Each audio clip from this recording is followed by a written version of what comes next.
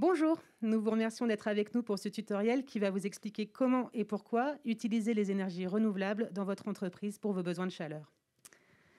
Alors, m'accompagneront tout au long de ce tutoriel et successivement Morane Guillermic d'Atlanson, Stéphane Prigent de Fibois Pays de la Loire et Christophe de Saint-Georges de l'ADEME Pays de la Loire.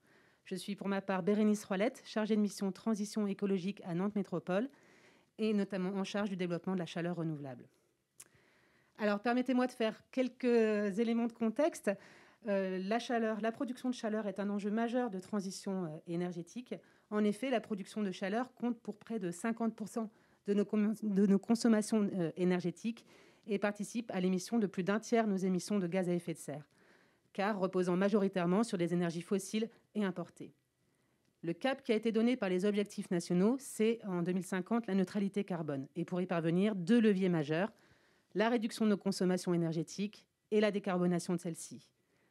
Si on doit suivre nos engagements climatiques, en 2030, 38% de notre chaleur devra être d'origine renouvelable, alors que nous n'en sommes qu'à 20%.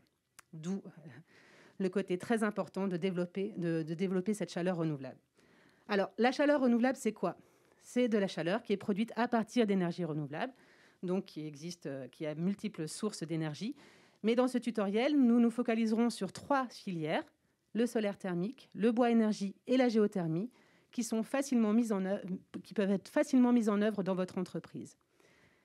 Avant d'aller plus loin, je vais mettre en lumière 4 bénéfices de la chaleur renouvelable qui peuvent servir votre entreprise et votre politique RSE. Le premier, c'est la réduction de votre dépendance aux énergies fossiles et à la volatilité de leur prix. Le deuxième, c'est la maîtrise sur du long terme de vos coûts de fonctionnement. Le troisième, c'est la participation à l'économie locale en créant des emplois pérennes et non délocalisables. Et le quatrième, c'est la limitation des émissions de gaz à effet de serre. Alors, sans plus attendre, je vais accueillir Morane Guillermic d'Atlanson. Atlanson, c'est le réseau des professionnels du solaire au Grand Ouest et Bretagne. Bonjour Morane. Bonjour Bérénice, merci. Bonjour à tous.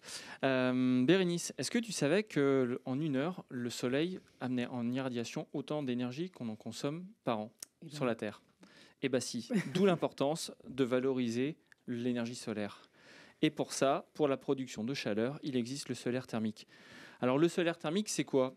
C'est une technologie qui est relativement simple, qui date de plus de 40 ans, donc qui est relativement robuste, et qui est aussi simple que le tuyau d'arrosage qu'on laisse sur sa terrasse l'été ou le radiateur à eau qu'on peint en noir qu'on pose sur son toit. Donc c'est une technologie qui est simple, qui est robuste et qui est relativement efficiente. Et surtout, qui est totalement recyclable. Le but du solaire thermique, c'est quoi? C'est je récupère de la chaleur solaire issue des panneaux, et donc en provenance du soleil, je la capte et je la stocke. Stocker la chaleur, on sait bien le faire et c'est relativement simple et aisé de le faire. Par contre, on le fait toujours en lien avec un appoint. Une chaudière qui est en place, chaudière bois par exemple, ou une pompe à chaleur géothermique. Tout ça, le but, c'est de créer en fait un lien multi-énergie. Les performances et les avantages d'une technologie comme ça, elles sont multiples. Déjà, la première, c'est l'autoconsommation. Je consomme sur place, donc je produis sur place. Et ça permet de faire quoi? De faire des économies d'énergie en étant dans le concret. Faut savoir qu'en France, la technologie, elle est relativement performante plus de 9 mois dans l'année, et qu'elle soit au sud, mais aussi au nord. Et à Nantes, autant dire, et la région nantaise, on n'a pas à rougir du potentiel solaire. Faut juste aussi avoir en tête que la valorisation de la chaleur issue du soleil par les panneaux solaires thermiques, c'est jusqu'à 80% de performance et de taux de transformation, là où sur le photovoltaïque, on en est tout juste à 20%. Donc, quand on a besoin de chaleur, le solaire thermique, c'est très intéressant. Et puis, si on devait donner un chiffre intéressant, avec un panneau solaire thermique, c'est comme si, d'un mètre carré, c'est comme si on transformait ou on recevait gratuitement du ciel entre 50 et 70 litres de pétrole jaune. Et aujourd'hui, le pétrole, c'est une denrée rare. Alors, il y a malgré tout des prérequis.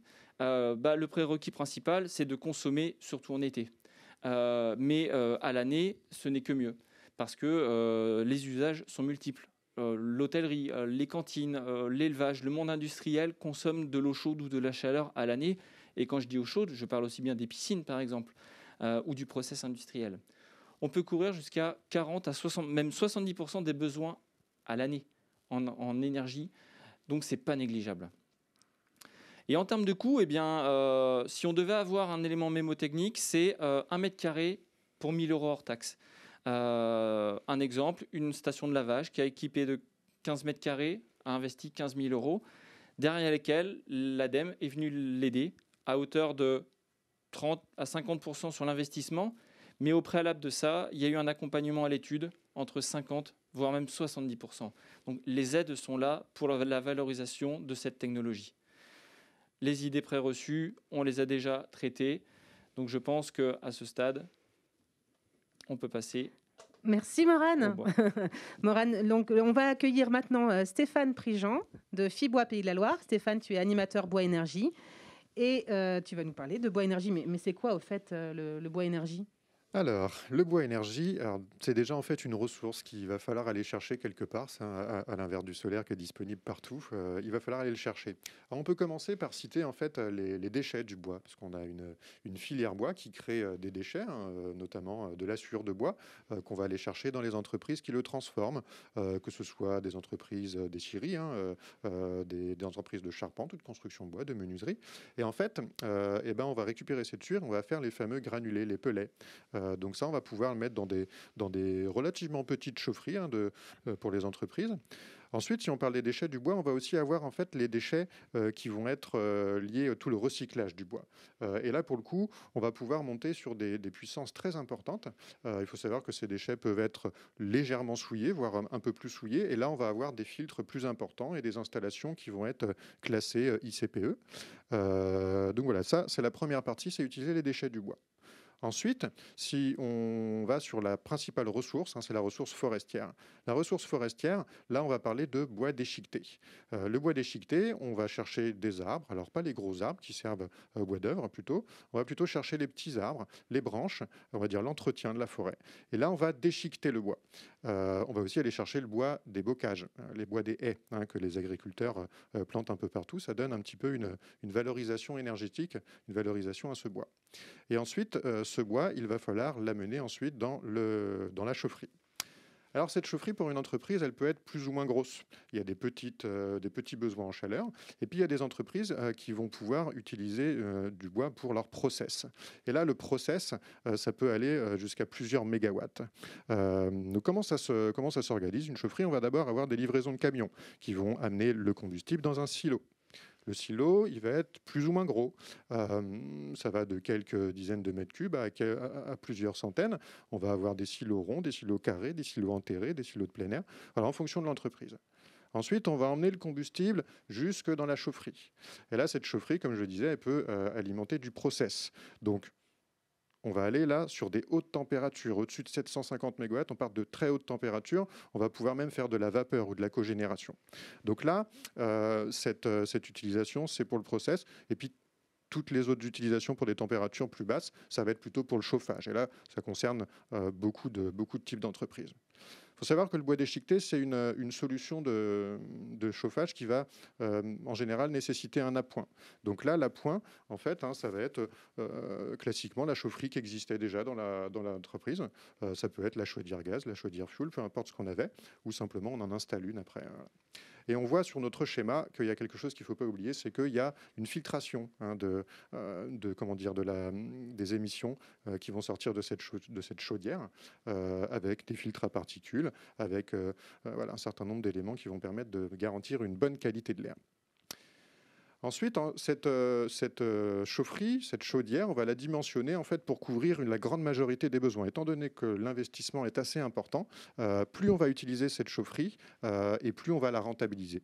Donc on va avoir un appoint, mais qu'on va utiliser le moins possible. En gros, on dit que 50% du besoin, 50% de la puissance va pouvoir suffire pour 80% des besoins. Ensuite, les gros avantages du bois énergie, c'est qu'en fait, on a une visibilité sur les coûts de production, tu le disais tout à l'heure. Comme toutes les énergies renouvelables, le prix varie assez peu en fait. C'est une technologie qui est éprouvée maintenant. Depuis des années, il y a eu des gros investissements. Les chaufferies, en fait, sont des bijoux de technologie, on va dire, des performances très importantes, très élevées. La ressource, elle est disponible partout sur le territoire, ce qui fait qu'il n'y a jamais de problème d'approvisionnement. Et puis, c'est créateur d'emplois locaux, tout ça, puisqu'en fait, toutes ces personnes qui travaillent aux différents points de production du bois, de livraison, d'entretien de la chaudière, tout ça, ça crée de l'emploi local. Alors pour qui est-ce que c'est fait, ces chaufferies-là? En fait, les prérequis, c'est d'avoir des besoins de chaleur. Du coup, les besoins de chaleur, comment dire, on les retrouve dans beaucoup d'entreprises. Donc je disais le chauffage, mais si c'est pas le chauffage, pour le process, aujourd'hui, on a beaucoup d'entreprises de l'agroalimentaire, des fromageries, des laiteries. On va avoir des entreprises des industries automobiles, de l'aéronautique. On va avoir aussi pas mal les entreprises du bois qui ont été les premières à utiliser forcément leurs déchets et qui ont montré la voie un petit peu sur ce type d'utilisation-là. Alors ensuite, les coûts de ces technologies-là. En fait, on peut donner des ordres de grandeur. On dit, nous, en général, de 600 € du kilowatt pour les plus grosses puissances, à 1500 € du kilowatt pour des puissances un peu plus faibles. Mais en fait, ce qui est le plus intéressant, c'est la répartition de ces coûts. C'est un peu vrai pour toutes les énergies renouvelables. On investit dans du matériel, ça coûte plus cher, mais par contre, on a un combustible après qui est pas cher. On a une maintenance, effectivement, un peu plus importante des fois que sur une chaudière gaz, mais on se rattrape sur le coût du combustible qui est relativement faible. Et comme pour les autres énergies, on le disait tout à l'heure, il y a le fonds chaleur qui accompagne que ce soit l'étude ou le fonctionnement, enfin l'installation, je veux dire, du système. Et enfin, les îles des reçus sur le bois, il y en a quelques-unes, effectivement. Au niveau de la ressource, il faut savoir que c'est contrôlé, c'est maîtrisé. On a une ressource qui est relativement disponible. Le schéma régional biomasse l'a bien montré. Les émissions de particules, je le disais tout à l'heure, il y a les systèmes qui permettent de filtrer tout ça. Et quand on fait le bilan environnemental du bois, on a un principe, c'est qu'on utilise la photosynthèse du bois. Le bois, il absorbe du CO2 quand il pousse, et il le réémet dans l'atmosphère quand il brûle. Et du coup, il a un impact environnemental qui est relativement bon. Super, merci. Merci Stéphane. J'accueille désormais Christophe de Saint-Georges de l'ADEME Pays de la Loire. L'ADEME, c'est l'Agence de la transition écologique. Et Christophe, tu vas nous parler de géothermie, c'est ça? C'est ça. Bonjour Bérénice. Effectivement, je vais vous parler de la géothermie. Alors la géothermie, c'est quoi? La géothermie, c'est la chaleur de la Terre. Voilà, c'est le potentiel énergétique que nous retrouvons, que nous avons sous nos pieds. Donc de la géothermie, il y en a partout en France, avec des niveaux de température et avec des puisages qui peuvent complètement différer d'une région à l'autre. Ce qui va nous intéresser en Pays de la Loire, c'est la géothermie qu'on appelle la géothermie de surface. Nous allons pouvoir utiliser cette énergie en creusant, en faisant des forages qui sont environ de 10 mètres, enfin pour les plus courts, à 200 mètres au maximum. Alors, quel type de forage, quel type d'installation on peut utiliser en Pays de la Loire? En Pays de la Loire, plus de 90% du territoire est potentiellement utilisable pour récupérer de l'énergie du sous-sol. Nous avons deux grandes technologies. La technologie sur nappe, donc il faut avoir une nappe d'eau sous le bâtiment, ce qui est assez fréquent et plutôt dans les zones proches du fleuve de la Loire, par exemple. Et là, on a un puits de forage et un puits de réinjection. On puise de l'eau, on la fait passer dans un échangeur et elle repart sans autre modification caractéristique que un peu de puisage de l'énergie, un peu de chute de température de cette eau. La deuxième technologie, qui est la plus fréquente en Pays de la Loire, parce qu'on peut la retrouver quasiment partout, ce sont les champs de sonde. Donc on va faire des forages, des sondes de 100 à 200 mètres de profondeur, en fonction de l'analyse du terrain qui aura été réalisée précédemment. Et on va multiplier le nombre de sondes en fonction des besoins énergétiques en chaud et en froid du bâtiment qui se trouve sur ce terrain. Alors, la géothermie de surface, ses avantages et ses et les usages, on va potentiellement pouvoir couvrir beaucoup de besoins énergétiques, notamment les besoins des bâtiments qui sont en tertiaire et correctement isolés. Je pense à des bâtiments neufs ou qui ont eu des travaux de rénovation et sur lesquels les régimes de température des émetteurs de chauffage, donc les radiateurs par exemple, sont inférieurs à 50 degrés. C'est là où cette technologie est la plus performante. Ça peut aussi répondre à des besoins de process industriels si nous nous trouvons dans cette gamme de températures. Ce qui est intéressant avec la géothermie, c'est que vous faites du chaud l'hiver et vous pouvez faire du rafraîchissement l'été. Et donc là, vous avez un système pour deux besoins couverts. C'est une énergie effectivement qui est disponible 365 jours par an, hein, qui est stable sur l'année, qui est non dépendante de la saisonnalité. Vous n'avez pas de baisse de température du sous-sol, même s'il fait moins 10 degrés dehors. C'est une énergie discrète. Une fois que vous avez mis les sondes dans le sous-sol, vous ne voyez plus rien et vous pouvez réutiliser votre terrain pour faire un aménagement paysager. Donc on a une empreinte carbone qui est assez faible, ça c'est lié à la performance, on en parlera tout à l'heure. Les performances de la géothermie, en fait, il faut savoir que derrière ce puisage de ressources énergétiques, nous avons besoin d'une pompe à chaleur. Parce qu'on va passer de températures de 15 degrés, la température du sous-sol à peu près, à des températures de 50-55 degrés qui vont être injectées dans les émetteurs de chaleur dans le bâtiment. Donc entre les deux, il faut relever ces températures. C'est la pompe à chaleur qui permet de faire cela et qui a l'avantage d'avoir des rendements très très élevés. Avec 1 kWh d'électricité, vous allez pouvoir produire 3 kWh de chaleur. Donc vous avez un rendement extrêmement performant. Ça, c'est pour le chaud. Et pour le froid, c'est encore plus vrai parce que vous pouvez utiliser en direct, en géocooling, directement la fraîcheur du sous-sol pour rafraîchir votre bâtiment. Quel est le coût de la géothermie? Effectivement, c'est des forages, donc on a un coût d'investissement qui est très très élevé. Un forage, c'est environ 10 à 12 000 euros hors taxe. Après, ce qu'il faut savoir, c'est que ce champ de sonde ou ces forages pour les nappes ont des durées de vie très importantes, voilà, qui sont proches de la durée de vie du bâtiment. Pour un champ de sonde, on estime à environ une 50aine d'années. C'est comme si, en fait, comme vous êtes en circuit fermé, vous avez mis des tuyaux dans le sol, ça bouge pas. Après, évidemment, vous avez la pompe à chaleur avec une durée de vie classique d'une pompe à chaleur entre 15 et 20 ans. Donc l'investissement le plus important est sur le champ de sonde, mais c'est lui qui vous permet d'avoir une performance élevée du système global de votre installation. Donc c'est pour ça que l'ADEME apporte des aides, comme sur les autres énergies renouvelables, tant sur les études que sur les aides à l'investissement. Halte aux idées reçues. Alors effectivement, on pense qu'on ne peut pas faire de la géothermie partout sur le territoire. C'est faux. En Pays de la Loire, 90% du territoire peut être couvert par des installations géothermiques. Ça, c'est sur le potentiel énergétique. Après, il faut regarder, et on a une réglementation très précise qui regarde notamment par rapport aux zones de captage d'eau. Il y a des règles à respecter, mais toutes ces données sont connues et disponibles sur des données publiques. La géothermie ne provoque pas de tremblement de terre. Vous en avez peut-être entendu en fin d'année l'année dernière. On était en fait sur des forages très très élevés, 5-6 000 mètres en Alsace. Là, on reste sur des profondeurs très très modestes, inférieures à 200 mètres. On n'a jamais eu de problématique de ce sens-là. Et en théorie, ça ne se passera pas. Voilà. C'est une température stable, le sous-sol, une 15aine de degrés toute l'année. Donc même s'il fait très très froid dehors, vous avez un niveau de performance de votre pompe à chaleur qui va rester le même. Ce qui n'est pas vrai si vous puisez avec cette pompe à chaleur de l'énergie dans l'air.